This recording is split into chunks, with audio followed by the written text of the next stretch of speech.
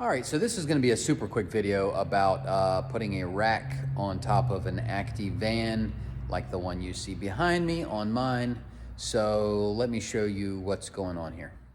So the inherent problem in putting a rack on a van is that the roof is very tall. So if you're going to mount it to the rain rails, which really is the only way to do it, you got to get something tall enough to clear those. So there's probably other options out there, but I'm going to talk about the one I went with. This is a Highland brand rack, which you can get on Amazon. There's a link in the description of the video. Here's all I did. You can see these two holes that aren't used right here. Well, the original holes that came in this thing was these two and these two. And that wasn't quite enough to clear the roof.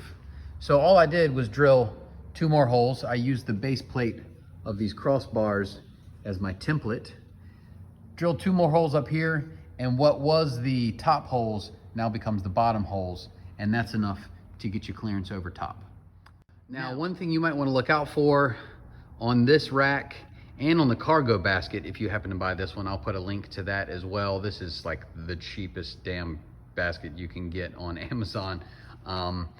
So these rack bars that go across, you can see right here that it's one bar going inside of another. Well, what happened was, when I put this on, it was snowing outside, and my Acty actually sat parked for about 2 weeks. Snow built up on it, and it was up above the rack. So this rack basically stayed submerged in water, i.e. snow, for a couple weeks. Well, what that did was, water was able to get up inside between those bars. I think it also got into some of the gaps in the basket too.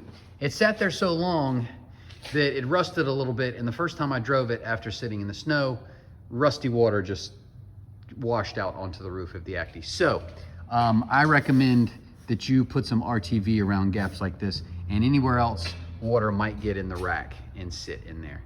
Other than that, it's pretty straightforward. You can see that this basket clamps in place, so it's really kind of simple here.